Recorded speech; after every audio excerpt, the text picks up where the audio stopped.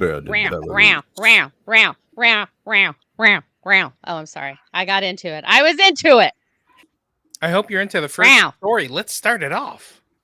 Punisher packs heat and a sidekick? John Bernthal's Punisher is rumored. Barenthal. Okay. What the fuck? It's like, this is like the Berenstein Bears thing all over again. All right. John Bernthal's Punisher is rumored to be rolling into Spider-Man Brand New Day with a female partner in crime. Literally. Scooper, MTTSH, or My Time to Shine Hello claims they're filming action scenes where the duo hunts down villains, possibly including Scorpion. Oh. Fans are speculating it could be Amy Bendix from the Netflix series, which would mark another crossover from the Defenders verse. Tacos on the table. If Punisher gets a sidekick, should it be a returning Netflix character like Amy Bendix or someone brand new to the MCU? Oh, And interesting. whoever wants to go first. I think that's good. My talkers on the table. He needs somebody to bounce like dialogue off of, if he's going to be the angry one, he needs somebody to be the straight one, somebody that could be logical and like counterpoint his argument. Yeah. They have a lot of good chemistry. They had good chemistry on the Punisher show. So I mean, I do see them doing well and it being good, especially like bringing more characters. It's just kind of fleshing out that idea that they're all still in that same universe. So I like the idea of this. Yeah, no, I agree. I don't really have much thoughts. So my angry vengeful tacos are on the table. Okay, I have some thoughts. Okay, let's I hear think it. it's Angela. I think it's Angela Torres. They set her up in Daredevil Born Again, season 1. Oh, look at you. Okay, I like that. So I think it's Angela Torres. I think she's gonna come out. I think she's gonna become White Tiger, and like she's gonna hook up with Punisher because they're already both in New York. I mean, I would like it to be Amy Bendix. I would like it, but I also think they've got this White Tiger thing going on, and we've also got our wonderful Miss Marvel. Mm-hmm. Recruiting champions. So she could be part of the champions. She's in that age range. And she's angry, that her uncle died. So maybe it's like Punisher trying to like, hey, I get it. You're angry. I'm angry. This is how you need to use it, not just let's go be angry together. Yeah, angry. Anger. Rah. Anger. She's more on the revenge streak right now instead of the justice streak. And we know that that's what Punisher is. Punisher is about vengeance. He's not about justice. And so I do think that could fit well. I would like either one. My tacos are on the table for this. Let's get some more estrogen in the MCU, baby. I like it. Let's move on. All right. Cue the 8-legged mayhem montage. The villain count might hit 8 in the street level Spidey sequel. Names floating around include Scorpion, Tombstone, Tarantula, Boomerang, Ramrod, and even Chameleon. Most are expected to appear in montage showing Peter's evolution post No Way Home, upgrading his suit with each battle. Okay, so tacos on the table. Is a villain montage a clever way to show Spidey's growth, or does it waste potential screen time for a deeper villain arc? That's a good question. So my tacos are on the table in the sense that I don't feel like this is a waste as far as some characters. We've gotten some of these characters in animation and things like that, and kind of things that are adjacent to this. So I mean, like, I feel like, especially with Friendly Neighborhood Spider-Man, they can kind of lean into more of these characters, but like Scorpion, Tombstone, characters that have appeared in that. It's interesting to see Chameleon, because Chameleon, we technically got him in another movie. So if Chameleon shows up in this, it's going to be interesting to see if it's the same version of Chameleon or if we're getting a brand new version of Chameleon, which also would mean that we're going to get a different version of Kraven at some point. It's a brand new day. It's a brand new Chameleon. Come on, man. Yeah. So I like the idea of all of this and kind of the way that they're like I don't feel like with the amount of rogues that Spider-Man has that you don't need to give them significant screen time. You can do a montage, almost like a Batman level montage where you get like a taste of the villains, but you focus on the larger villains at large in the story, and it just makes it to where like there is. It's just kind of acknowledging that there's this massive rogues gallery that Spider-Man has. Yeah, it is kind of it's implying nuance, it's implying scale, and I think that's fine. I mean, I wish we'd get a little bit more of each of them, but these movies can only be so long, so I get it. So my my You ready to use those kind of tacos? My red, blue, and sticky tacos are on the table. They're always we're moving on. No, it's No, webs. It's webs. My tacos are not on the table for this. I am sick of the montage. Oh yeah. I'm sick of it. I am sick of it. I want each of these villains to have its moment in the sun or dark, whatever floats their boat. But I want them to have their moment. So I don't want it to be a montage. Is it cool that his suit keeps upgrading every time he fights a villain?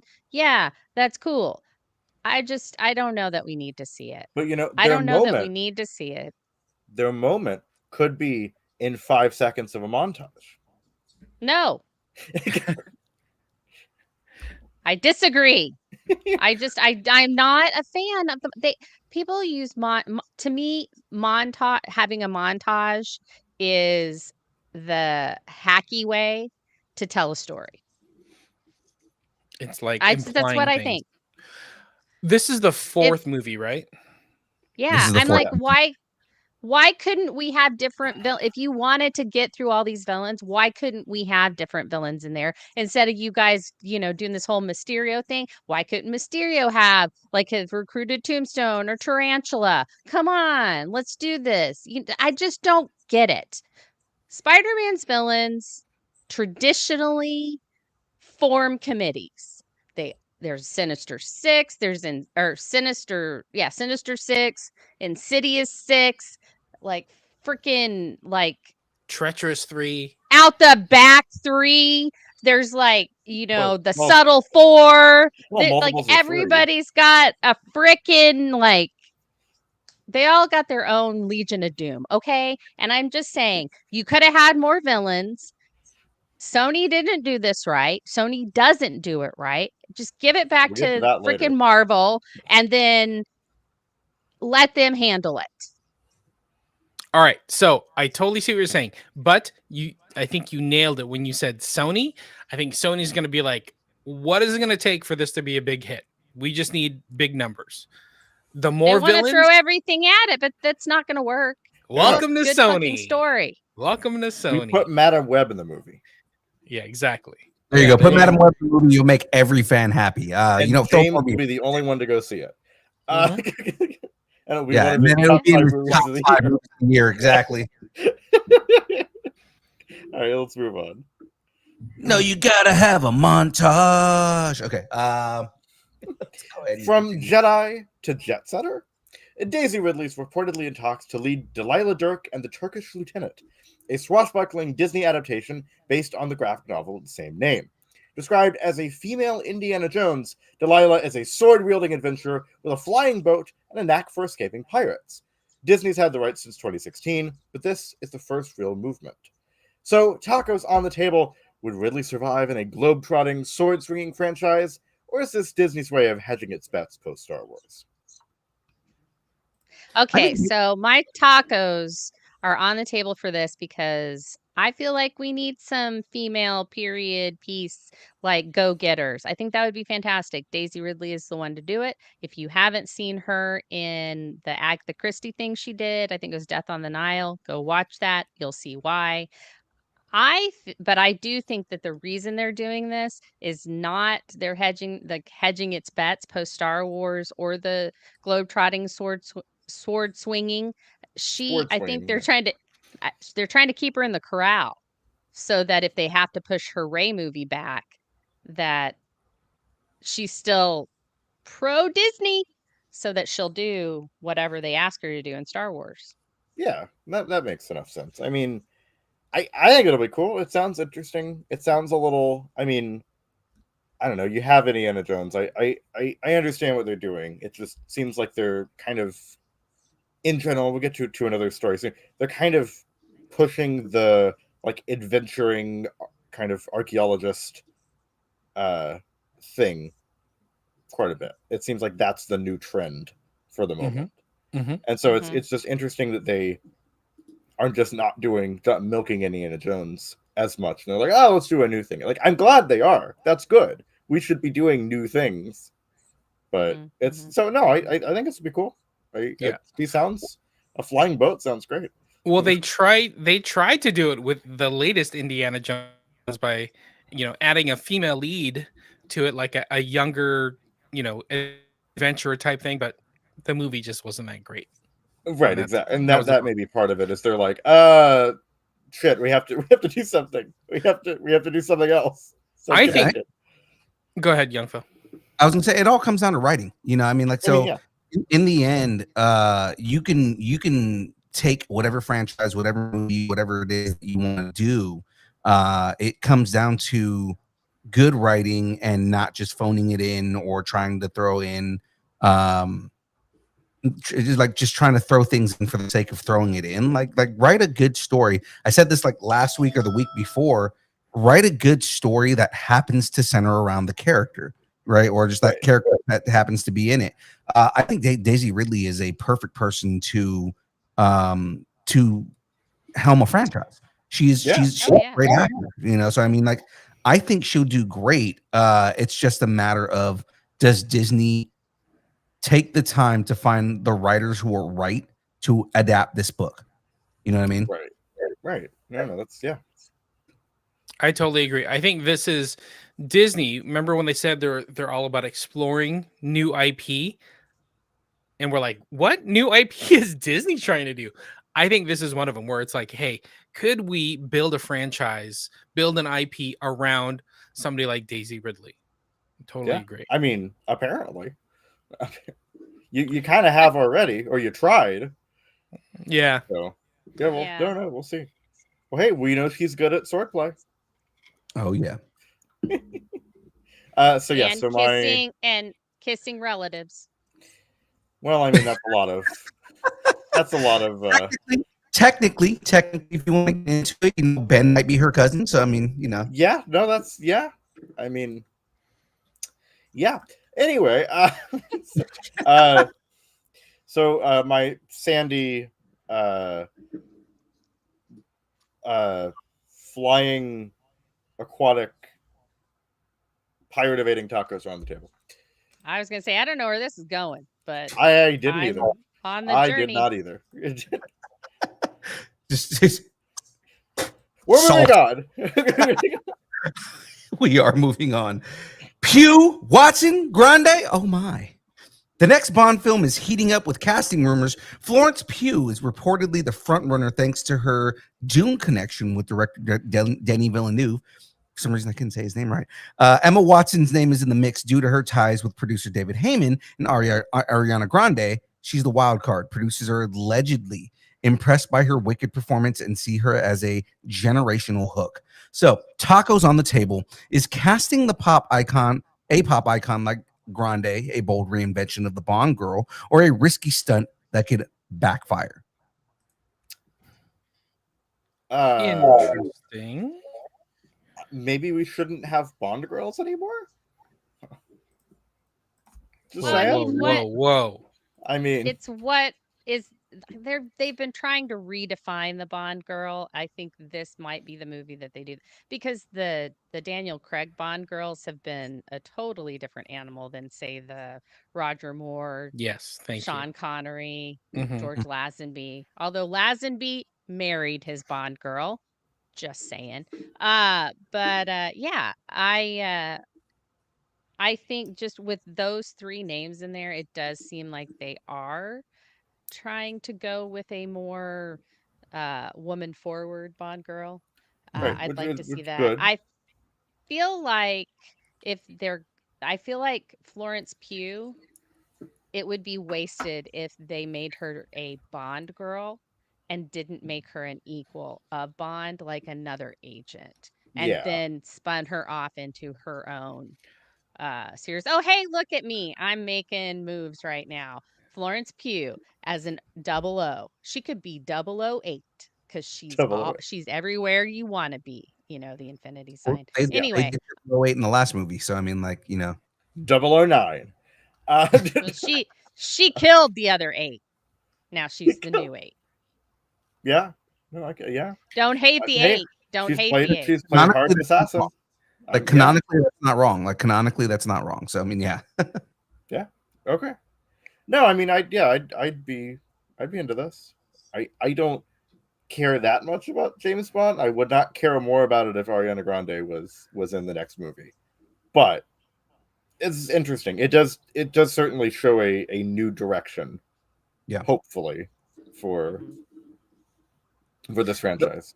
So The way I look at it, Ariana Grande is good as far as screen presence, and she can carry a movie in a scene, and she can kind of carry a lot of the heavy lifting for in a film.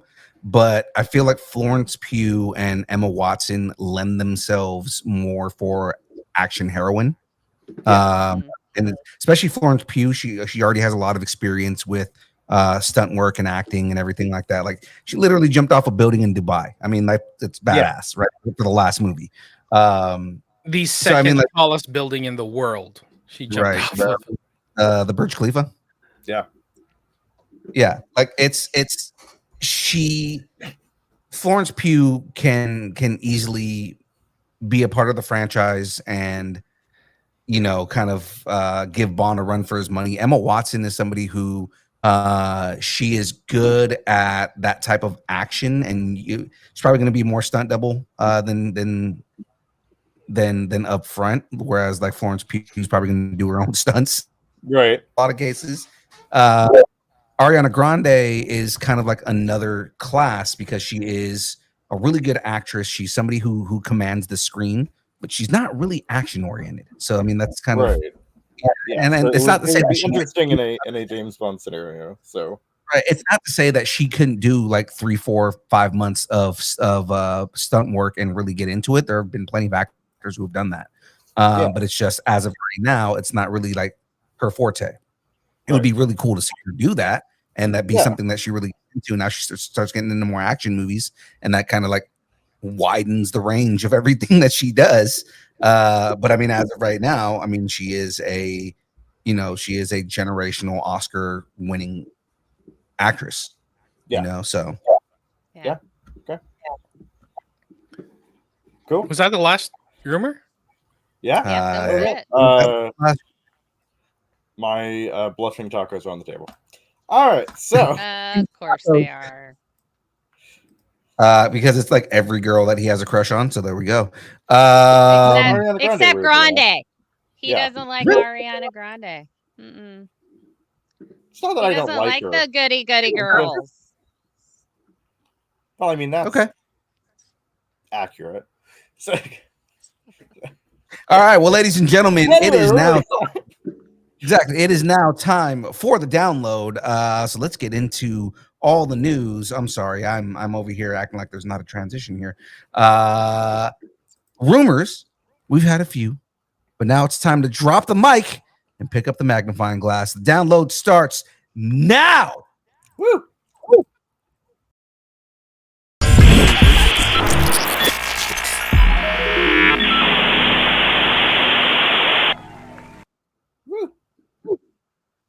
You gotta press a button if you say now. It's gotta be now. I pressed the button. There's a delay on my side. Oh, okay. For more news, trailers, reactions, check out the Distance Stonington post on Facebook. Let us know what you're nerding out on. All right. Well, this is the casting cash. We got ducks, cowboys, and space cadets. This is casting cash. Take it away, Frey. Paging Dr. Cox. Paging Dr. Cox. Sorry, Dr. What now? John C. McGinley and Judy Reyes, so Dr. Cox and Carla, are officially scrubbing back in for ABC's Scrubs reboot, joining Zach Braff, Donald Faison, and Sarah Chalk. The new series picks up with JD and Turk navigating a changed medical world, and their bromance remains unshaken. Non-toxic masculinity activated. Woo. What do you guys think about that? What do you guys think about this Scrubs reboot? Cool. I I'm thought not we against were. Watch it. I thought we already got a Scrubs reboot via Verizon commercials. Aren't they both in Verizon commercials? They were. They are. Zach Braff and Donald Faison. Yeah, they're all over these Verizon commercials. New Scrubs reboot sponsored by Verizon. There you go. All right. It probably is. They're going to be using Verizon phones. You know they are. Yeah. No, it's cool. You didn't watch the first one. Why are you saying it's cool? I don't know. I don't know if we should be. I don't know. I feel like this is more nostalgia bait, but Yes. we'll see.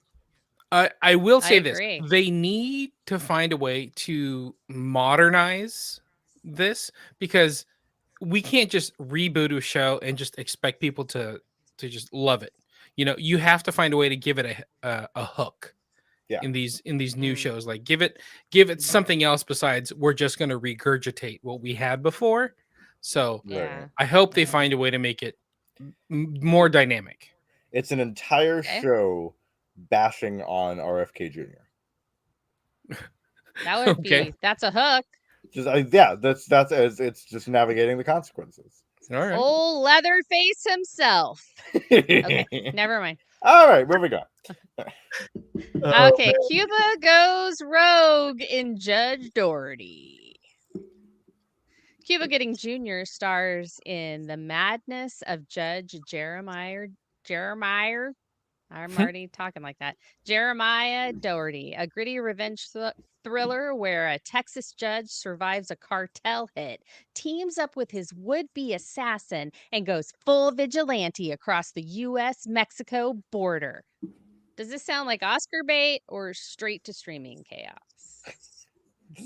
Man, I don't know how to feel about this. I don't either. It sounds cool in concept, but at the same time, this also sounds like something that may piss off a lot of people on the right. So it's going to be a Good. little Yeah. weird. Oh, Maybe a are great they movie, then. are they going to be talking about old Leatherface? Maybe Maybe. Maybe. Yeah. Yeah. Oh well. Yeah, that's- it's going to be a good movie. Did they? Keeping with the cowboy theme. Let's move on. Let's keep it going. Wait, James, what do you have? I was gonna say, giddy up to the next one. You read my mind, partner. This guy really likes cowboy hats. Ed Harris is stepping into the Dutton Ranch, the Beth and Rip-centric Yellowstone sequel. He plays Everett McKinney, a weathered vet and veterinarian. He's a weathered vet. Wait, He's a vet? So he's a vet that's a weathered vet. He's a vet. Or is he a weathered vet? Okay, We wait. didn't- I we totally didn't went vet off this stuff. read before. No, we read it. didn't. It should have been vetted. Maybe should- we did, and I just wanted to do that. You know, I yeah. He plays Everett McKinney, a weathered vet and veterinarian with a dry wit.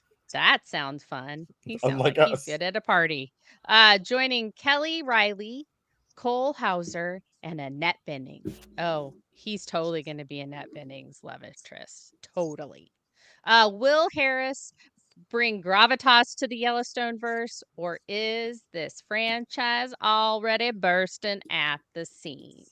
I'm gonna go with it's already bursting at the seams. Yeah, they're really, really milking this. Yeah, I mean, this is Paramount's new. I guess it used to be AMC, but I mean, like, this is their version of The Walking Dead, where it's like, let's throw Yeah. a million spin-offs and keep Right. this going for as long as we can. So Right. Keep making us money.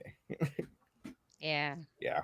Well, and I mean, Ed Harris does look good in a cowboy hat, and we've seen him be in the black hat. Maybe he's going to be the white hat now. Or just, I don't know, a light gray hat. Maybe he's had some questionable things happen to him in his life, but he wants to do good. Yeah. Anyway, I'm sorry. I'm just spiraling. James, anything from you? I've never watched a single second of any of this stuff. Me either. So, Of Yellowstone? I was gonna say. no, I have not. You know what I was wondering though is like, is this a good entry point for people like us that haven't watched Yellowstone before? Like, I wonder if this is a good spot. Like, can I jump in here and get hooked to this show, this universe, this franchise that other people seem to be really hooked about? So, I don't know. We'll have to see. I don't know. I have no idea. I have no idea. Let's move on. Let's just go. Although, you know what? If Ed Harris is doing it, and Helen Mirren and freaking Harrison Ford. So We're it's moving on. not like And Annette okay, Bening. sorry. And Annette Bening. What the hell? All right. So Doug Liman's XR thriller Asteroid assembles a starry cast. These people on the screen, if you're watching us on YouTube. Hailee Steinfeld, Renzi Feliz, DK Metcalf, Frida Pinto, and Ron Perlman star in Asteroid. Doug Liman's immersive XR thriller premiering at the Venice Film Festival. The story follows a ragtag crew mining a nearby asteroid in a high-stakes sci-fi gold rush. Is XR storytelling the future of cinema or just a flashy detour for tech-savvy filmmakers? Okay, I have one question before we start. What the hell is XR? it's the question I have. No, so Google has this XR, has like the XR. It's an immersive, like your VR. It's like an augmented reality thing. Yeah, it's like an augmented reality, but it's like Okay. movies. So you can look, Okay. you can be in the world and still watch the movie. So you can actually see it. I was like, what the hell is So- this? I thought for sure Phil would know about it, but apparently not. Apparently I Mr. Game Man doesn't know anything about this. So Not XR, no. I don't know shit about this. yeah. So Extended reality. apparently- Yeah, it's like extended reality. And so the Doug Liman is like, he's doing this for Google, and I guess Google started this like in 2016, but hasn't really gone anywhere with it. And now they're like, oh, hey, we got that XR thing. Do we want to do something with it? We should do something. Hey, Doug, do you want to do something? Okay, Doug, why don't you do something with this? And now it's coming out, and we're all like, what the hell? What And then is this? What? So, And then Doug says, "Let's go mine space gold." yeah. Let's take DK Metcalf, a starting wide receiver, and go mine for space gold. Okay, go. And Vic. Don't forget Vic. They're taking Vic. The Vic, yes, they are. Okay, I'm taking- reading about this. I still don't quite understand what this is, but okay. I think it's just VR essentially. I'm Is what pretty I'm sure getting. that this is just for people who have too much money that need new toys and new I ways. mean, to that's do what new it sounds like. Yeah. this Although is some Mark if- Zuckerberg shit. if it's immersive and they go into space, like you see them traveling in space and all that, that mean, might that's- be a really cool to be immersed in, because that's not something you can experience like Sure, but again, that's just VR. in a theater. But Yeah. well, I mean, I mean, it's maybe not. that's I'm not the next big asking thing. that, but I don't think we're quite at like holodeck levels here. So Mhm. We're we are. bringing the holodeck to you. Let's bring it to you. We bring holodeck to you. we made a little fun, in but Russia, the holodecks you. we made some jokes, but Hailee Steinfeld's in it, so I mean, yeah, no, I Yeah. mean, yeah, it's okay. got that's some the only reason to credibility. watch it. Yeah. That's the only reason to watch it. It's for his exactly. It's for Hailee Yeah. Steinfeld. Come on. Yeah. But I guess, There you like, okay, like you've got a couple of Ron Perlman's in it, which is awesome. Sure. DK Metcalf's in it, cool. Frida Pinto is actually pretty hot, but I mean, like, it's Hailee Steinfeld. I mean, yeah. All right. Yeah. Okay. And So on that note, she may have made a bad decision. We'll see. okay. So Anyway. How dare you? we've had our fill of reboots, revenge thrillers, and XR asteroid mining, but now it's time to tighten the lens. Welcome to Quick Bites, where the stories are short, the takes are sharp, and the fandom flavor is still full strength. Woo! I like Take it it away, Phil. a lot. Ryan talks feet. No king shaming. Ooh. No king shaming at all. We're holding. What? Are you frozen? What is happening here? We're holding. It's gonna get good. No, I had There to we find the. I didn't know where the button was. I was like, God damn it, where's the button? All right. Ryan Reynolds says he hasn't stepped foot on the Avengers Doomsday set, but fans aren't buying it at all. Between cryptic social posts and multiversal madness, the merc with the mouth might still sneak in. No set, no sweat. Reynolds might be bluffing harder than Deadpool's healing factor. Yeah, he's totally in it though. Like, there's no way he's not. You know what's funny is he may not have been on the set or have gone on the set, but who's to say that there isn't a like green screen cameo somewhere where he's just like filming somewhere else? Yeah. Here's the You know what I mean? here's how I read it. He hasn't stepped foot. Did he step both of his feet onto the set? Is he flying through the set and he didn't step foot on the actual set? Did he actually say, guys, I need to be able to say I haven't stepped foot on the set? So can someone, help push me onto the set without stepping? Something like that. I have a feeling that's it. Or he's not on the actual set, but Right. he has been on locations where they're filming. So I mean, Where there are he's- so many ways that you could do this. I Like, totally believe that Ryan Reynolds is the werewolf. He is totally trying to pull the wool over our eyes. He's the one. Okay, so is Ryan Reynolds usually the one in the actual suit Yes. in the movies? Yeah. Yes. Okay. I Yes, thought he does. maybe there was someone else who was in the suit. He just did the voice, and that's how No. you do it. Okay, that's pretty good. That's pretty Yeah. good. So he does have guys that do like stunt work for him, but like primarily he's the one in the suit, and Okay. it's just Yeah, because yeah. the mannerisms and kind of the way that he acts the character. He prefers to be in the suit. I gotcha. Yeah, I thought maybe it was like somebody else in the suit or something, and he's just doing the voice. That's good though. That's a good loophole. Yeah. I'm just saying, you have to look at how it's phrased. Mhm. Ryan Reynolds is too good at this. Mm-hmm. I'm telling you, people. He's doing it. He's there somewhere. It's gonna be where's Deadpool? Maybe he's saying Ryan Reynolds hasn't stepped foot on set, but maybe Deadpool has. There's also Wade that. Wilson has, yeah. Or he's in the TVA and he's just like on a screen or something like that. It would be really funny. The entire movie we don't see him, and then one of the end credit scenes just him with the TV. Like shit, I missed all of that. Or just Or- him eating popcorn Right, in the just TVA, like, and you're like, "Whoa." what in the? And you just see that he's. I been would watching. love if they did like the opposite scene from Deadpool and Wolverine, where Thor's crying and holding Deadpool. What if it's like backwards and it's Deadpool holding a dying Thor? Yeah. That's great. That's great. All right. No. Okay. All right. Yeah. We're moving on. Is the age of the spunk finally ending? Sony's Ravi Ahuja, I believe, finally said the words, "You can't make a bad movie. Even superhero movies have to have some degree of originality." After Morbius, Madame and Craven bombed, the studio is pivoting to cultural events, starting with Spider-Man Brand New Day. It's Morbin time to raise the bar. It's Morbin time to raise the bar. And Phil's Oh, gone. we lost Phil. Yeah. Peace out. Did he drop the We stream lost though? him. No.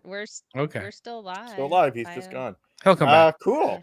He'll be back. This is good. I'm glad they're doing this. The laugh that caused the stream to end. No, just kidding. this has needed to happen for a long time. They needed to recognize you cannot keep making bad movies. People are not going to go see, except for James. People are not going to go see those movies if they're terrible. It doesn't matter who's in them.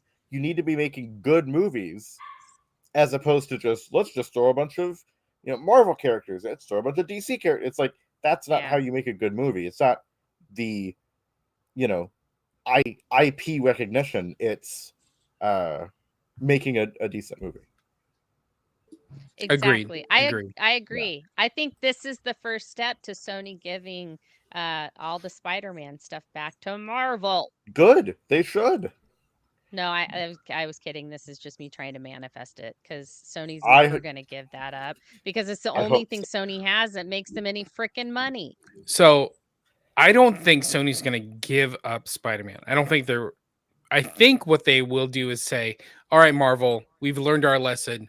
Teach us how, or show us how, or make this movie for us. But I don't think they're going to give up Spider-Man and all the characters back to Marvel. I think Sony is just going to be like, find a way to make us money and we'll be happy. Is that okay? Cool. All right, good. Yeah. Yeah. Did you know? Okay, so real quick. So talking about K-pop Demon Hunters, right? Okay. Yeah. Sure. Huge. Everybody knows it. Huge. The soundtrack for top 100 Billboard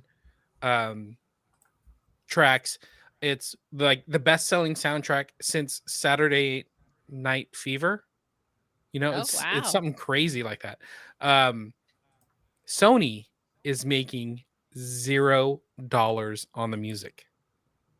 Oh, that's because of the deal that they made. I saw something on that. Yeah. And that the record company was like, yeah, I mean, we'll put these songs in there, but we want to own the rights. And Sony was like, well, it's not going to make you money. This is just, they wanted it to be a write-off, I'm sure.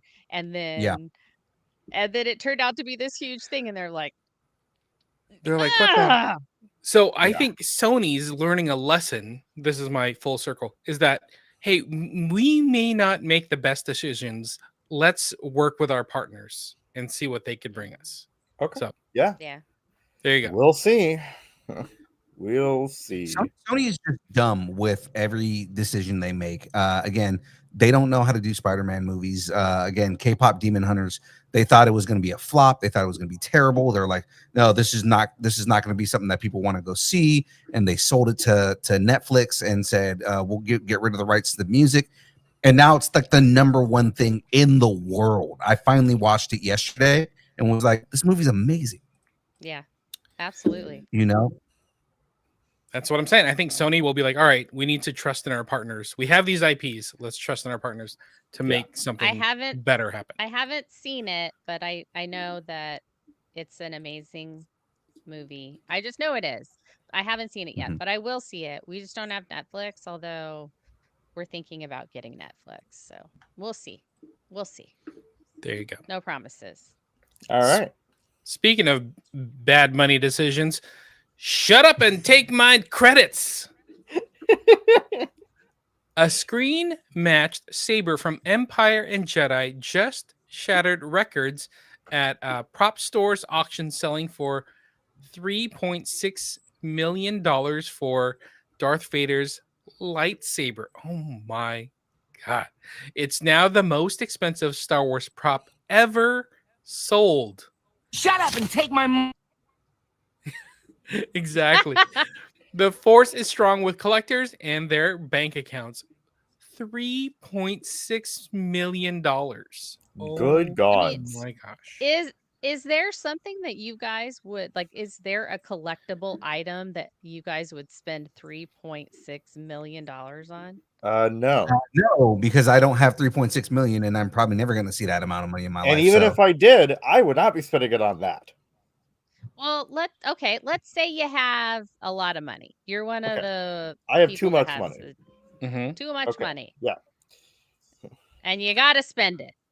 I would spend it $3.7 million on Hailee Steinfeld's mac and cheese from the Hawkeye series. There you go. Okay. And then Yeah. another 3.6 million on the hot sauce that Yelena Belova put into the mac and cheese. You know what James would spend $3.6 million on is K-pop Demon Hunters redone with Bluey. There you go. The crossover we all need. Yeah. Yeah, there you go. What about you, Frey? What would you spend $3.6 million besides buying Oklahoma? You know, what else would you do? The entire state, right? Well, I think it would have to be something Wonder Woman, wouldn't it? I mean, that just Yeah. it seems like my Ooh. brand. So gosh, I don't Like know. a Probably costume that was used on screen. yeah, or- I would say one of Linda Carter's original Ooh.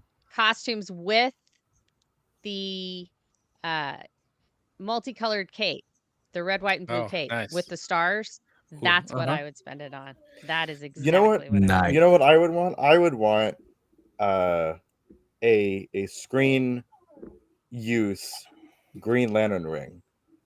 Because that's our next story. So Oh, look at that. Look at that. one's Kid's got got potential. one's got a badge, the other's got a ring.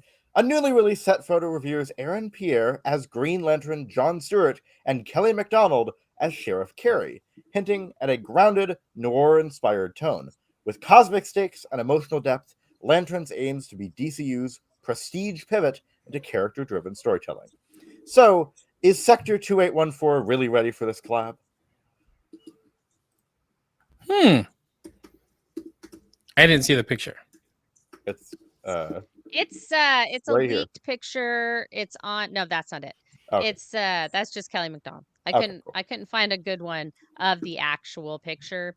It's but it's a picture that was taken behind the director, and he was looking at dailies, and it was Aaron Pierre on one screen and Kelly MacDonald on the other, and they were just dressed in their outfits. It wasn't real. It was just a new picture, Mm-hmm. like I'm of both of them. Honestly, I think I'm more excited for Lanterns than I was Mhm. Superman, or and I really enjoy Peacemaker. I think I want to see Lanterns even more, just because I've always been a Green Lantern fan, so I want to Mhm. see what they do with this. And everything I've seen from the DCU, I've loved so far. So I'm excited for Lanterns. Yeah, it's definitely my most anticipated show.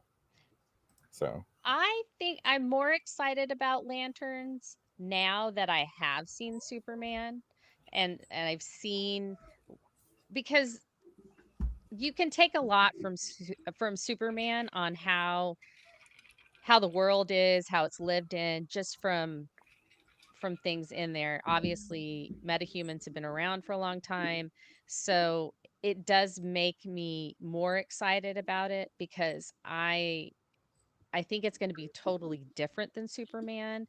And like Creature Commandos was different, although had a Suicide Squad, you know, vibe about it. yeah, kind of a Just feel to it. monster. Yeah, Yeah. And then Superman, super comic booky. I mean, it really was, and perfect for what it was.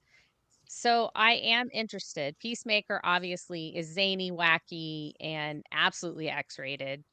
Um, so I want to see something more grounded, more in the actual, like, more real world. And I think Lanterns is going to be that first step into it. So we're going to which is see kind of ironic the for crime. Green Lanterns, but yeah, Well, we're going to see the crime drama and how they work as detectives and how they actually figure out the bottom of something, like how they get to the bottom of something, because they are space cops. And I think they're going to lean on that cop part. And then just every now and then, like Guy Gardner's the one that likes to show off. And so right. that's why he's got the uniform and all this, whereas they are they're like SVU. They're like Law and Order. They're those type of cops. Yeah. And so I think that would be, I think that's the next thing. They need to differentiate all of these things and make that, do those different genres, encapsulate the whole world. Like, we have a lot of different types of music. We all like different things. There are westerns that are popular right now, and I never thought that was going to happen again. And like, but we're also like this Lara Croft thing and female Indiana Jones. That's something new as well. Right. And so Spoilers. I feel right. But it shows that there are different parts of it. And so for a universe to thrive, it needs to have different parts to it. And so I like that this is going to be more adult and more gritty. Yeah. Where No, I like agree. Peacemaker is very adult and very bloody, but it's not really gritty. not gritty, not reality based. And so No. I think that this is where they go into that. Sorry, I got on a soapbox. I apologize. No, that's I'm in. I'm very, very excited for this. I think it'll be fun. So, Speaking of Peacemaker, Frey, take us to the next one. Oh, right. Flashbacks, retcons, and yellow flags all around. X-rated Peacemaker Season 2, Episode 3 rewrites Rick Flag's backstory, revealing a secret romance with Harcourt and contradicting Suicide Squad's ending. Gunn's DCU keeps bending canon. Peacemaker's trauma just got layered like a bloomin' onion. yeah, no, this is great. I mean, I kind of expected this to happen. Like, I expected us to see Rick Flag Jr. again. I didn't think it would be this soon, though. And I do love that he keeps the yellow. No matter what. He's got to have the yellow. Right. Yeah, that's he was funny. so neurotic. He was so neurotic. It's amazing. And Frank and I hope he gets. I hope he's in in a few more episodes, because I like this Rick Flag. I think it's pretty funny. Go ahead. I was gonna say, Frank and I talked about this on Challenge Accepted. Is that he predicted we're gonna get Rick Flag Jr. back, but we were thinking maybe it would be like farther down the line. But then, very next episode, right, Rick Flag Jr. and it's like this alternate version of Rick Flag that's what did we say? Almost like a bumbling idiot compared to the Rick Flag that we knew from our universe or Peacemaker's universe.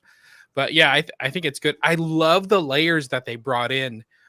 That quick little 3 months earlier scene where it was Rick Flag and Harcourt together right before they go to Corte Maltese. Oh, I love it. I love what James Gunn does. Just that little bit, 5-minute scene, and it makes so much more sense of like how this boils out for like Rick Flag Sr., how this boils out for Harcourt. Like Harcourt, like, why is she so closed off? We don't know quite yet. But that little scene, shows how traumatic everything's been for her, and like that love-hate relationship she has with Peacemaker. Like, she called Rick Flag Jr. her friend, even though they were, friends with benefits. Right. Those are friends. But now she's like, do I open myself up to Peacemaker, but I have to hold myself back? Right. I mean, that would be that's complicated. Dating the murderer of your previous hookup. That's exactly. Yeah, no, that's a lot. That's DC, baby. Yeah, that's James Gunn. I love All right, let's move on. Speaking of the DCU, we have Truth, Justice, and a co-lead Lex Luthor. James Gunn has officially unveiled the next chapter in his Superman saga, Man of Tomorrow, hitting theaters July 9th of 2027. While not a direct sequel to Superman, the film continues the story with David Corenswet's Man of Steel and Nicholas Holt's Lex Luthor, who is now confirmed as a co-lead. The cast guide teases a stacked lineup, including Lois Lane, Hawkgirl, Jimmy Olsen, and possibly Peacemaker, Lobo, and Jon Stewart. Concept art by Jim Lee shows Lex in his iconic warsuit, hinting at a physical showdown fans have waited decades to see. It's Superman versus Lex in widescreen, warsuit on, heat vision primed, and the DCU drawing in bold lines.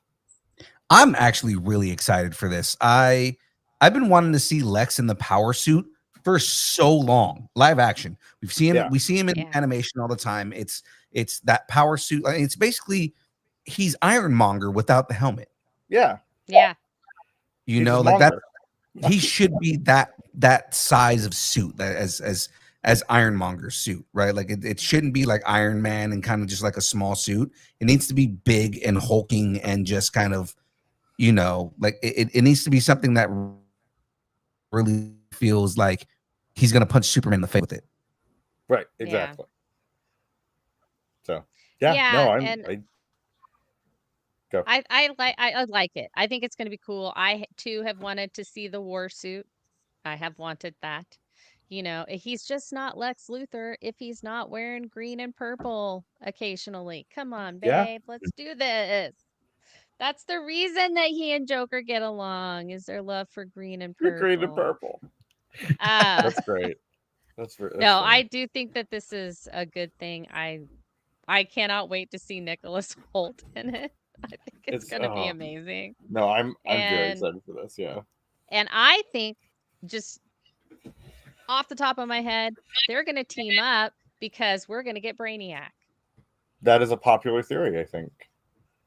That actually makes a lot of sense. If we're putting Lex in the power suit, that's typically who he's fighting is Brainiac. So I would love to see that as well. Yeah, absolutely. Yeah, I'd love like a buddy cop thing with Superman and Lex trying to fight Brainiac. Well, that would be great. They have such great chemistry, like super great chemistry. Anytime that they were on the screen together, you were like, "Oh my god, guys, sparks are flying. This is the bromance we deserve. Come on, let's do this. Super bros, let's go." Super bros. So. Jeff said, and then Nicolas Cage comes in as sorry. That was just a visceral response. I apologize. Yes. James, you're muted. I was going to say, let's talk about the timing for a second. 2027, that's only 2 years away. They're going to make this movie so fast. Yeah. You know, market this movie that it's crazy. But 2027 is going to be probably the biggest year in movies in a long, long time. I just looked it up, and just to run down some list of 2027 films: Sonic the Hedgehog 4, okay, whatever, Godzilla, Supernova, Lord of the Rings, Hunt for Gollum, Angry Birds, but then the big stuff: Frozen 3, Avengers Secret Wars, Spider-Man Beyond the Spider-Verse, Legend of Zelda, How to Train Your Dragon. Wow. All this is coming out, and also Superman, Man of Tomorrow, and Bluey, the movie. That's a lot. That's a lot going on for 2027. Are Bluey and Superman going to be same weekend so that we can like put the names together and make it a thing? Like Bluey Man? Like Bluey of Tomorrow? Bluey of Tomorrow, yes. Bluey of Tomorrow, yeah. Or we just have a movie with Bluey and Crypto together. Oh, that's the movie of the year right there. Bluey and Crypto. Oh my god. Film. I would watch the hell out of that. Okay. All right, we're moving on. Is it Dwayne Johnson playing Crypto again? Yeah. The hierarchy of power in the DCU is about to change.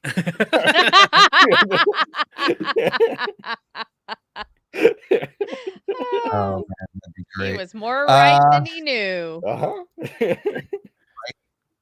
So, laughs, loss, and legacy. John Candy's story finally gets its due. Director Colin Hanks and produced by Ryan Reynolds. John Candy, I Like Me, premiered September 4th as the opening film of the Toronto Film Festival. The documentary blends never-before-seen footage with heartfelt interviews from Candy's family and comedy legends like Bill Murray, Catherine O'Hara, and Eugene Levy. It explores Candy's private struggles and public brilliance, painting a portrait of a man who made the world laugh while quietly battling his own ghosts. John Candy, I Like Me hits Prime Video globally on October 10th. And I can't wait to see it because I grew up loving everything John Candy did. And to this day, these are still movies that I go and go and watch. Like I still watch Uncle Buck. I still watch Uncle Buck was so good. Sorry. yeah, I mean there's the trains, planes, and automobiles. Planes, Trains and trains, and Automobiles, automobiles. Yeah. right. Like That was a good movie. every movie that John Candy was in. Cool Runnings is another big one for me, right? Like I mean, all these movies that John Candy did were like seminal movies for me as a kid. And I still watch them to this day. Like I will still repeat and watch these movies to this day. John Candy, his contribution to not only film and comedy, but just to the world in general, is always going to be felt.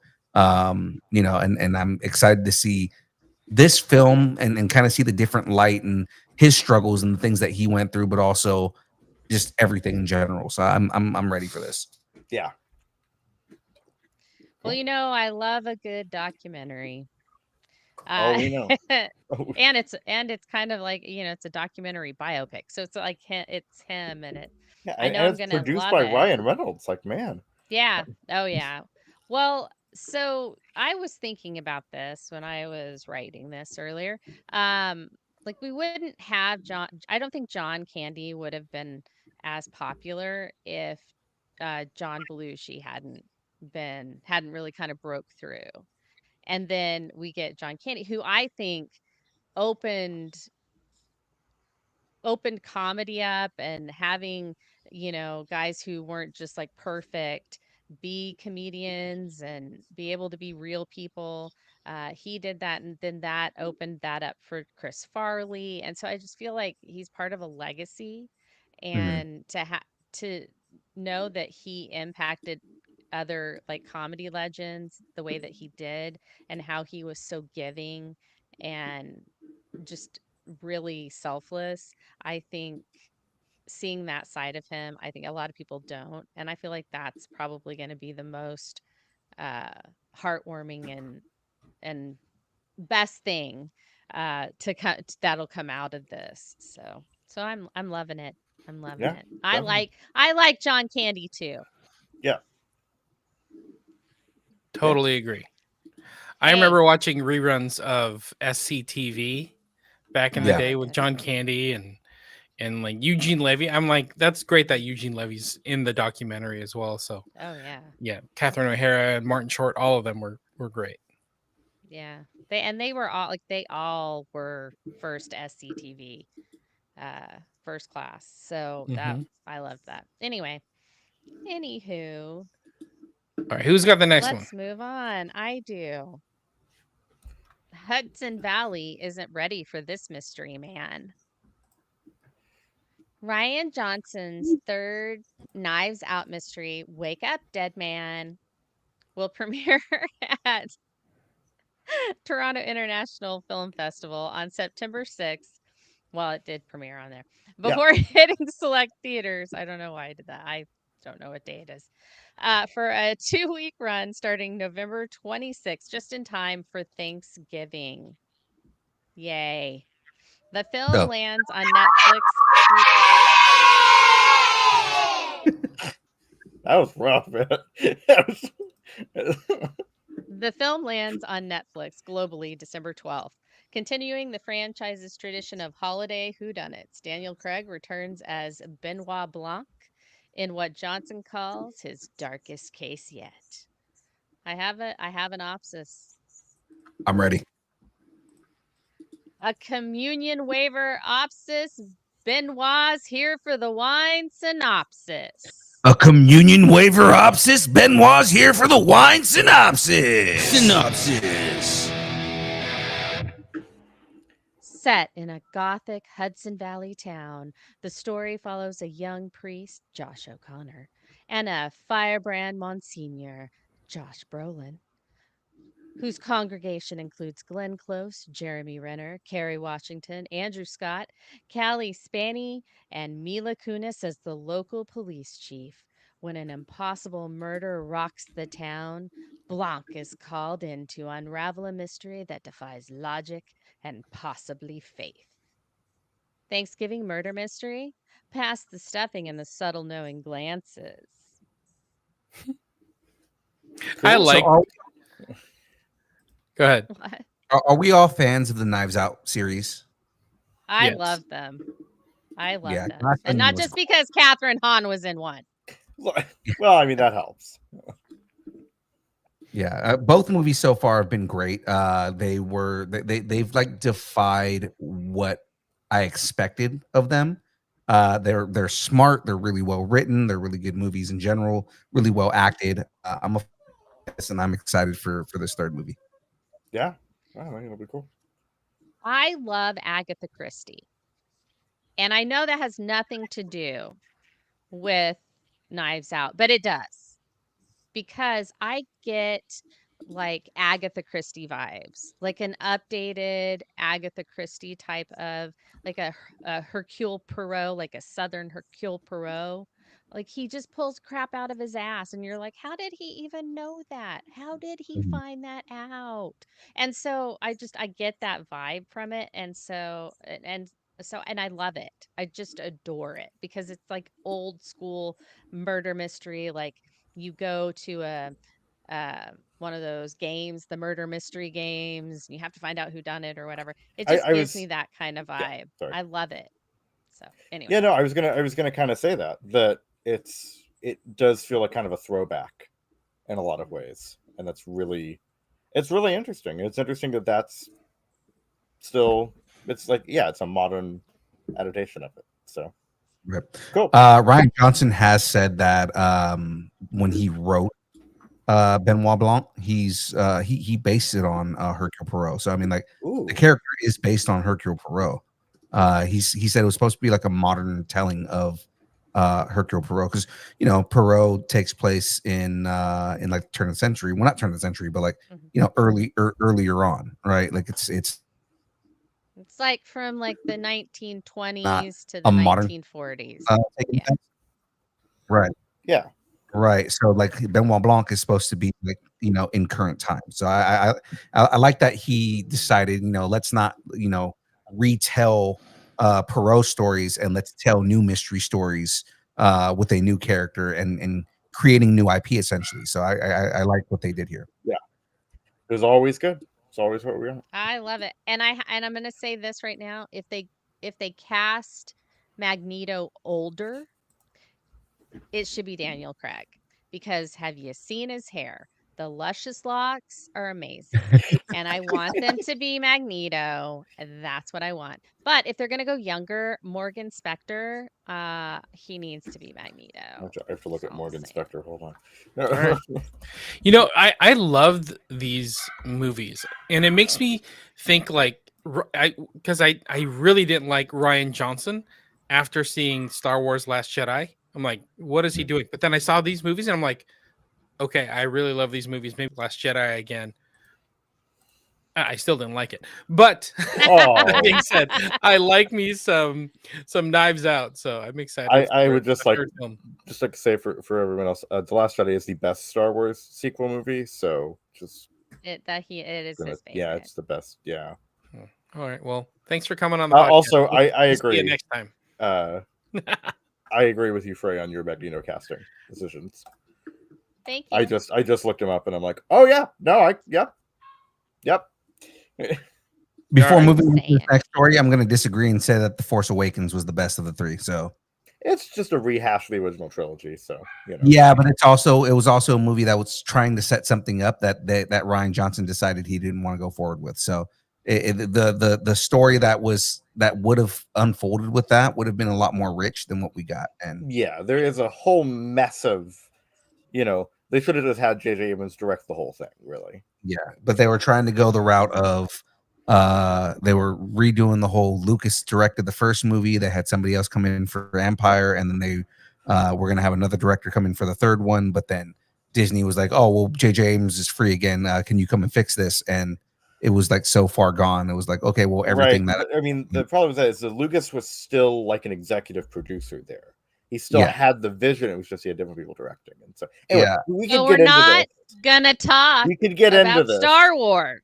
No, Right. because we okay, but Chad said it go. straight up. We're not going to talk about Star Wars, so let's move on. I'm excited for this. Saitama's comeback is locked and loaded after 5 years of waiting. Saitama is officially back. One Punch Man season 3 premieres October 5th at 11:45 Japanese Standard Time. Oh. And the new teaser trailer is short but packed with promise. The season picks up with the Hero Association planning a rescue mission inside the Monster Association's hideout, with Garu now evolving into a true rival, wakes up in enemy territory. Director Shinpai Nagai responded to backlash over the teaser's animation quality, admitting it probably won't measure up to season 1, but promising the team's full effort and a new hybrid 2D, 3D workflow. On the positive side, the opening theme, Get No Satisfied, is a headbanging collab between Japanese JAM Project and Baby Metal, while the ending theme, The Light That's There, is performed by Makoto Furukawa, Saitama's voice actor. That's dope. That's awesome. Yeah. One punch, one trailer, 1 month ago. I'm excited for this. This is one of my favorite animes. One Punch Man is so good because it's a meta take on anime in itself. It's supposed to be a kind of like they take like anime tropes and they like make fun of them with this character that just happens to be super OP. And so I'm very excited for this. I love the first 2 seasons. I'm not somebody who complains about the animation because I'm watching it more for the story than I am anything else. And I'm hoping that in this, because I know in this part of the manga they explain why Saitama's so strong, so I'm hoping they do that in this. Spoilers for anybody who doesn't know the manga. Basically, you are as strong or as powerful as you imagine yourself to be in this universe. And Saitama immediately went, I want to be able to defeat any enemy with one punch. That's why he's so strong. It also bothers that makes sense, yeah. It also pisses him off because at the point where he's at now, he wants like a challenge of a fight. And essentially every time he gets in a fight, he defeats his foes with one punch. Yeah. Hence the name of the anime. Yeah, and he gets really upset. Like there's one where it seemed like it was going to be this big grueling fight. He punches the dude once and like blows his entire body into like existence, and he gets so upset with himself. He's like, "Why just one punch?" It's so good. Yeah, but I mean, I feel really bad for Caillou. I mean, he must have grown up really weird. Like, oh man. Poor strong Caillou.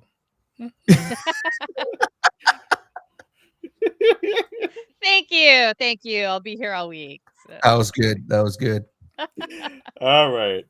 From Targaryen drama to tomb raiding trauma, it's official. Game of Thrones alum Sophie Turner will don the boots and braid as Lara Croft in Amazon's upcoming Tomb Raider series. The show, created and co-showrun by Phoebe Waller-Bridge, begins production January 19th of 2026. Waller-Bridge promises a bold, funny, and emotionally rich take on the iconic archaeologist, saying, "Get your artifacts out, Croft is coming." Fan reactions are mixed about Sophie Turner, but with Waller-Bridge steering the ship and Crystal Dynamics involved, expectations are high for a fresh, serialized take on Lara's globe-trotting adventures. She's got the braid, the boots, and a prime directive. Sophie Turner's Lara Croft is ready to raid your screen and hopefully your expectations. So I don't know how to feel about this, and it's mostly just because I know a lot of people have been saying like Sophie Turner's been like kind of like beefing up and kind of been getting strong and doing like a lot of action work and things like that, like outside of since Game of Thrones, because she was kind of whiny in Game of Thrones. Yeah, I mean that's the character, but still, yeah, and I'm not, and it is that's the whole thing, is that she acted the character fine. My whole thing is just because I don't know, I can't picture her as Lara Croft, and it's one of those things that's like there are a lot of characters that are the same way. I'm the same way about that. So I'm gonna hold judgment and reserve like any kind of like negative judgment on this until I actually see her in the role as the character. Phoebe Waller-Bridge is somebody who she easily could have taken over for Indiana Jones. And I was kind of like, when I heard she was attached to the project, I thought she was going to be Indiana Jones or she was going to be Lara Croft. But now she's show running and producing. So I was like, okay, I know that she has the chops. I know she understands how to run that type of character. Between her and Sophie Turner and what I've been hearing about Sophie Turner and the way how serious she's taking the role, I'm excited to see what they're going to do with it. Again, it's more, I don't know how to feel about Sophie Turner as the character until I see it. I feel like if you can act, you're pretty much good. So I feel like the appearance is less important than can she do the character justice, and I think she can. I think she's a good actress, and so I think she'll do the character justice. I think we'll get an interesting version that will be a little different. So yeah, I'm less worried about appearance and more worried about, is it going to be a good version of the character? Right. So, and if anybody knows how to bring in Indiana Jones into this, it's Phoebe Waller-Bridge, since she was in the last Indiana Jones. Yeah. Yeah. And of course, and that's what I was talking about. And of course, that's what I was talking about. Yeah, sorry. No, you're fine. Go ahead, man. No, you're good. Of course, wow, that was just silence. That was great. That was wonderful. What of course, there will be a droid rebellion in this movie too. So, Yes, there will be a droid rebellion. Yes. All right. All right. So that's the last artifact rated and the final punch thrown. Now, let's check in on what's shaping the nerd space beyond the headlines. That's right, it's Geek and Update time. Buckle up, grab your merch, and let's get geeky.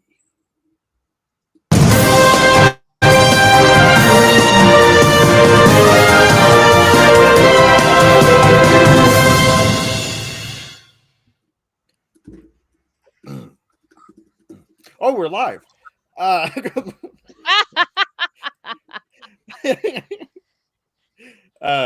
Somebody. Well, ladies and gentlemen, Anime Fresno 2025 is happening on September 13th and 14th in Fresno, California. There's going to be an entire show there, guys. So we are helping promote that. It's going to be a good time. Anybody who is in the Fresno area, please make your way down to that. We've been talking about it for the last couple of weeks. It seems like it's going to be a good show.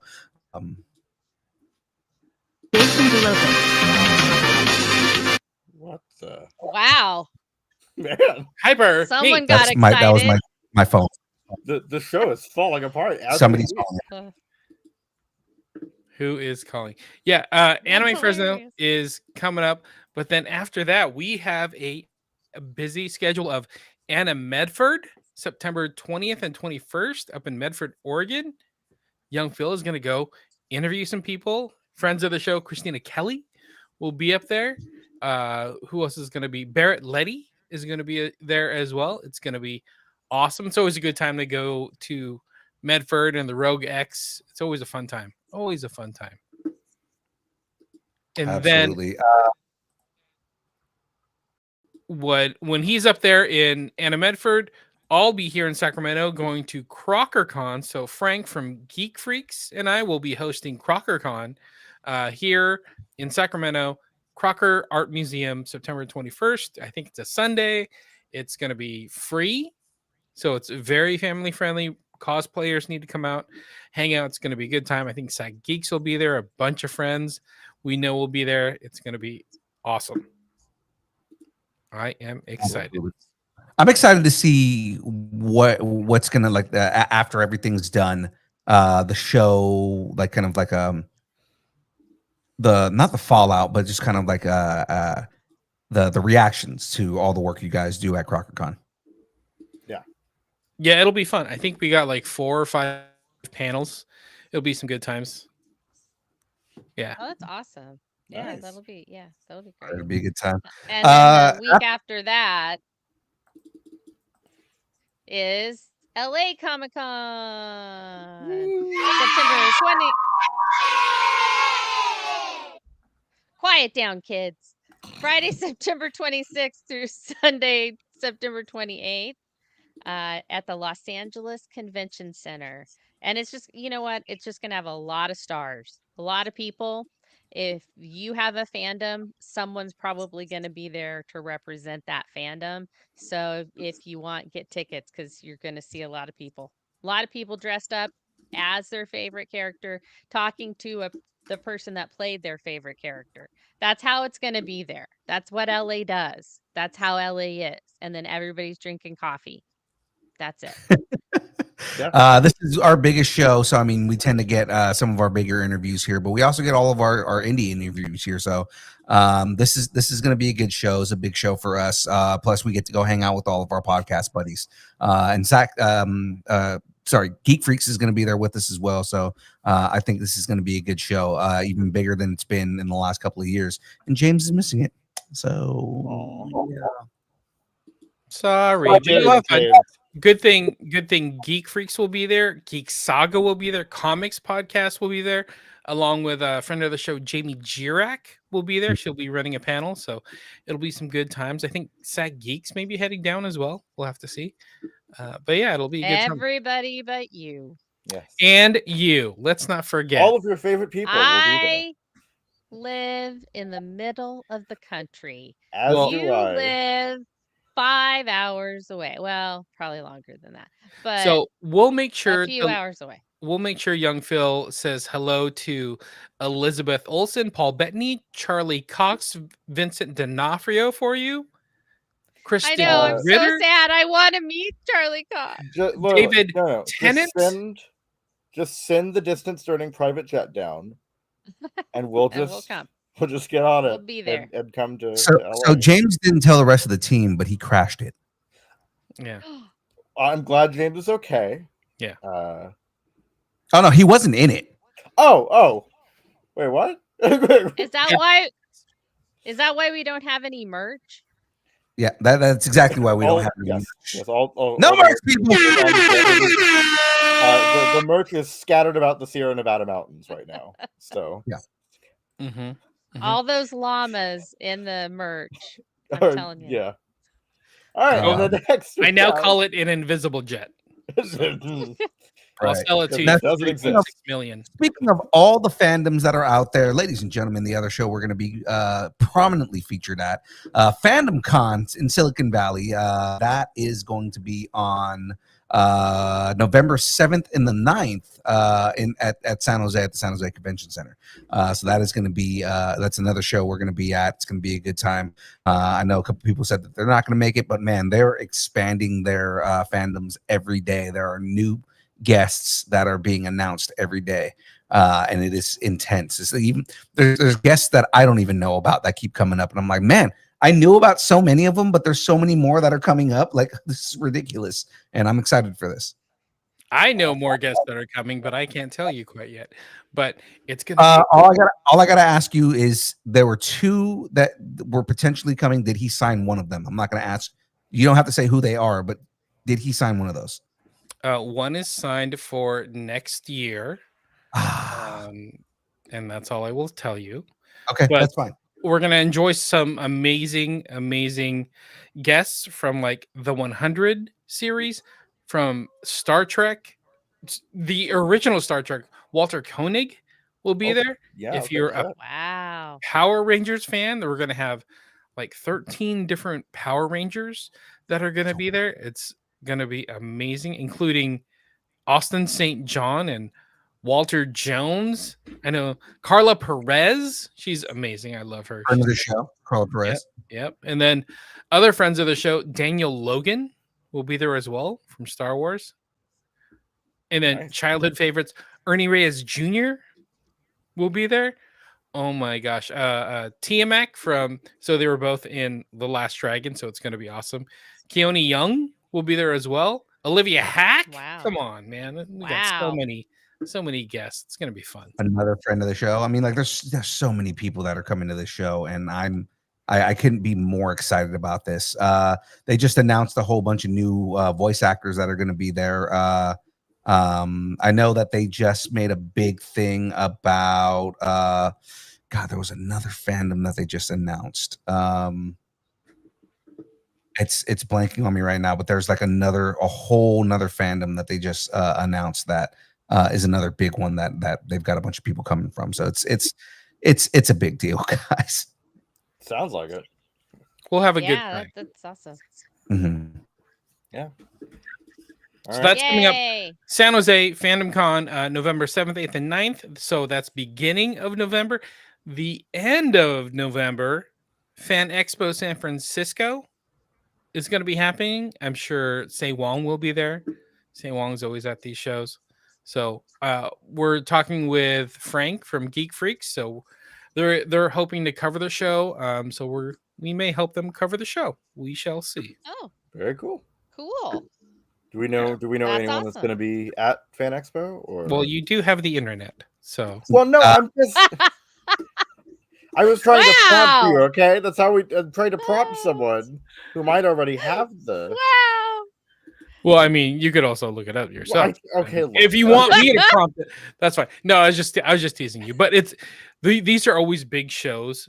They kind of started as anime shows, but they're big shows. Like Christopher Lloyd's going to be there. Yep. Ooh. Oh, Jared wow. Padalecki, John Boyega, Wow. Helen Hunt, Brandon Routh, Peggy the dog, who is Dogpool, Christopher Oh. Mintz, Emily Betty Rickards.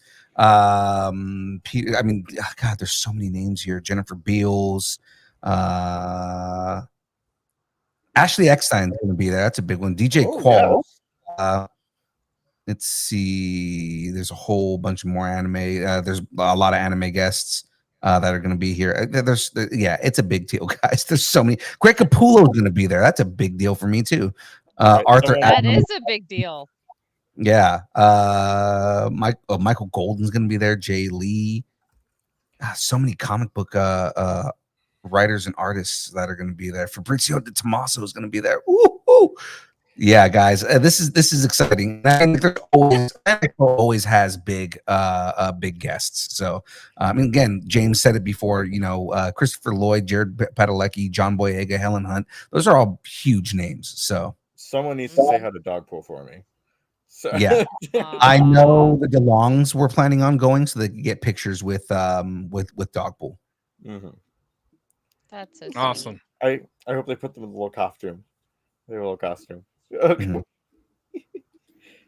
More than likely. All right. But yeah, I mean, we're kind of ramping up. I thought it was going to be the end of con season, but we're just ramping up into this amazing run of some amazing shows. So Yeah. makes And of course, if you want anything to you're lacking on like things to wear for a con, we got merch, people. We got merch, people. We got merch, people. And so can you DM us at Distance Nerding. Let us know what shirt you're looking for. We have two different shirts. We got the black logo. We're calling it the Chase version. And then we have the charcoal gray character shirt. So they're $20 each. That of course Frey is rocking right now. Yeah, there you go. Oh, Frey's yeah. wearing it right Yeah. now. There you go. There you go. So two different shirts. Let us know how many you're looking for, what sizes you're looking for.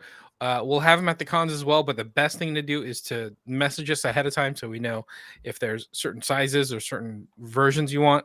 We can get those set aside and get those taken care of ahead of time because they go fast. Yeah, they do. They definitely Yes. And the con bags. And we That's have right. con bags. We do. do. People. $10. We'll have these at the cons as well. Con bags, Ooh, $10. yes. Fill them up with a shirt, fill them up with stickers, fill them up with the Yes, merch. exactly. Because of course we do. We have stickers as well. I have a couple of them here. Fill it up with We got con stickers. swag. Yeah, we got There stickers. you that thing. go. There you go. These stickers. Mm-hmm. Very cool. Oh. Stickers. There you go. There you go. There. As soon as I put them down, you highlighted I me. just It was so funny because you weren't looking and you were up there for a second, and then when you said it, you're like, "Oh!" The show is going off the rails, so we're going to end this soon. But we have cotton bags, we have shirts, we got stickers. Here's Let's talk schedule here, ladies and gentlemen. So on Tuesdays, the download from 6:30 to 8:30, the show you are currently watching right now. Thursdays, the build from 6 to 8. I am currently building the Orca, the ship from Jaws, and I'll be building Jaws promptly after that. And this week's guest is Benjamin Hunting. He is a indie comic writer. He has a book called Model UN, which is a espionage, sci-fi alien thriller thing. It's interesting, and I'm definitely excited to talk about it. So we'll have him on Thursday, and then Fridays, the buzzer. Hopefully this Friday, Dodd will have his Jep Nerdy written, as well as we may be having Chad the Bird back on for some Jep Nerdy. So be on the lookout for that. It's going to be a good time. Of course, ladies and gentlemen, let's get into this. It is time for pluggables. So with that being said, I am SHG Studios on YouTube and on Instagram. I mostly talk about lore and world building, which includes Elder Scrolls content, TTRPG videos, the lore of my own fantasy world, and so much more nerdy stuff. I am also on Frey's channel. We have a little series called Classified. We take your favorite pop culture characters and place them into the respective D&D classes. There's also Journals of the Ancestors, where we go over the different races, ancestries, and or species that inhabit the worlds of the multiverse. I'm also in the Distant Starting Sphere. I am on the download on Tuesdays, the very show you're watching right now. Sometimes the build on Thursdays. And the buzzer on Fridays. And I am allegedly on Kyber K Productions. Allegedly. Jen, anything to add? Allegedly. Nope. All right, John Mez, you got anything? Yeah, I'm putting it in our chat right now. So, again, I was on the Challenge Accepted podcast with Frank from Geek Freaks. Had a great old time talking Peacemaker episode 2 and 3. So it was awesome. Had a great time. Give it a listen. Somebody throw it in the chat for me so we can just throw it up there. And then our very own Frey will be on the next episode of Challenge Accepted. So it'll be fun. Have distance nerding, and you get to check out Frank, get to check out Challenge Accepted. Have a good time. Yeah. Me and Frank are actually recording a Challenge Accepted episode tomorrow. That is not Peacemaker. We're doing another an episode to throw in the hopper. But I'm going to be recording something different with him tomorrow, just to give him the DeLong Fam Cosplay channel is also having a show at 5:30 Pacific Daylight Time tomorrow on Wednesday. Right. So just about to bring that up. So yes, they are doing the show tomorrow at 5:30, as well as at 6:30, I believe, Graveyards Conversations in the Void will be happening. So make sure you guys tune into those. Support all of our all the people within our orbit. We want to support everybody as much as we can. Speaking of support, let's jump back into this, ladies and gentlemen. I've got some announcements to make here. Of course, if you want to support Distance Nerding, you can head over to distancenerding.com, hit that big blue button, and you can buy us a taco. That's right, join the taco party. You can join the taco party, ladies and gentlemen. This is the best way to support the show, best way to support Distance Nerding. Now, speaking of supporting Distance Nerding, I've got this on the screen right here. I've got that on the screen right here. But guess what, ladies and gentlemen? Celebration time. We hit 500 subscribers. That's right. We did it. James working so hard to get us 500 subscribers. Thank you, sir. You are the GOAT. An excuse for me to use that. We're all working so hard. But ladies and gentlemen, we did hit 500 subscribers. So that means we are going to be having a subscriber only stream. I'm trying to figure out when we're going to do that. I just ordered a crap ton of Lego kits, guys. So I was kind of going to make it a surprise, but for the people who are watching right now and for the audio listeners, just so you guys know what kits I got and that we're going to be giving away. I got a Elphaba and Glenda Brickheads kit. So if you are a fan of Wicked, there's that. I've got a jack-o'-lantern pickup truck that I'm going to be giving away, and that's more of a kid's kit. There is a arcade machine mini kit that they came out with. It's a little more expensive, but I decided, hey, you know what? You guys are worth it. So I got that. I'm going to be giving that away for all of my what is that anime? One Piece fans. Lego just came out with a bunch of One Piece brickheads. So I got a Monkey D. Luffy brickhead. I got a Wednesday and Unid brickhead kit for everybody. And then Disney came out with a mini castle. So I got the mini castle. And we're going to be giving that away. Then I also have 3 other kits that I've kind of had in the back burner that I'm going to be giving away. So there is a like a bedroom child's fantasy thing. It's like a storybook, but this like imagination kind of thing. I got to preface that it's not like weird. It's like I was gonna say. I know it's a storybook. Your phrasing is a little bit weird. Yeah, it's like a storybook fantasy thing, but the whole idea is think of like what was that movie in the 90s? It was half animated, and they had like the little books that were running around with them, and it was like an adventure story. What? Inkheart?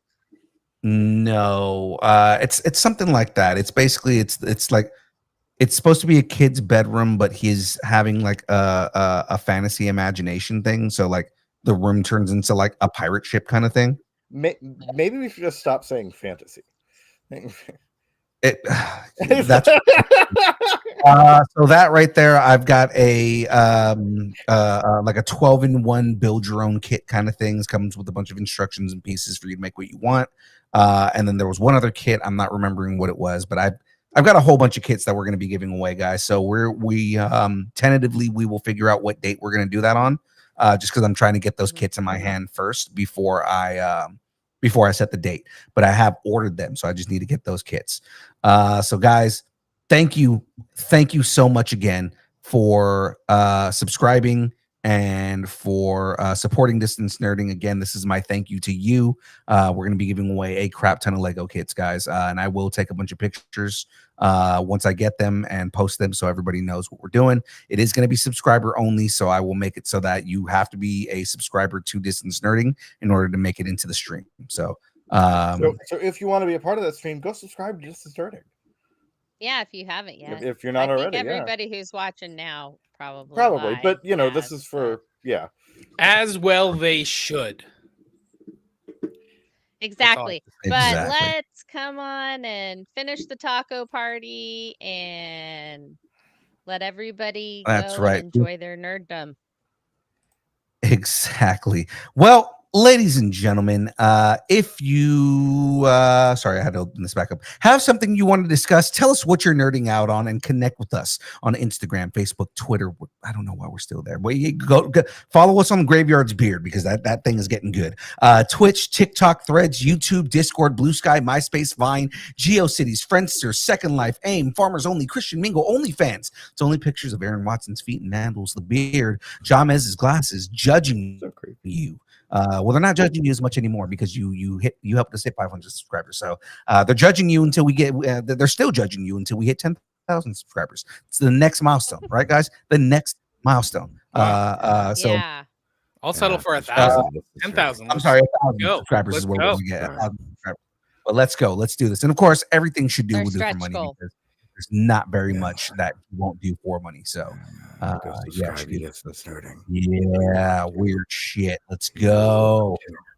Of course, ladies and gentlemen, if you would like us to break up with your boyfriend, girlfriend, significant other, pet, schoolyard bully, annoying neighbor, just tell us how much you enjoy us, hate us, or wish the internet would consume us completely and spit us out at the feet of every weird thing that we've done tonight. And the internet gods, because the internet gods have been hating on me all night. Praise the internet gods. That's right. Thank you, internet gods.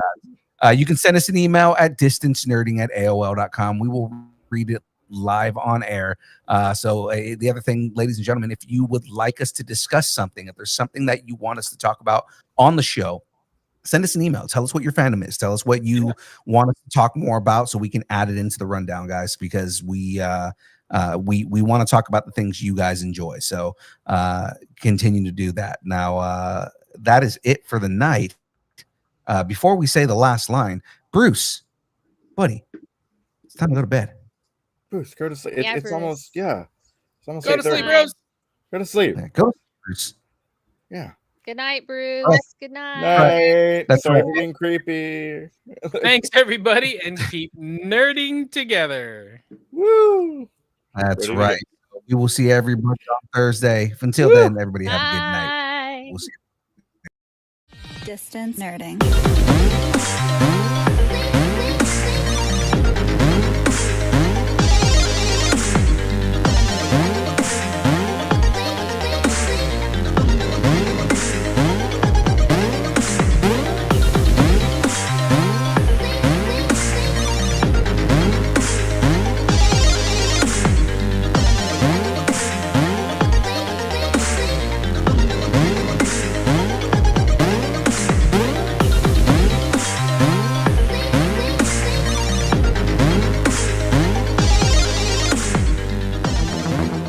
Thank you.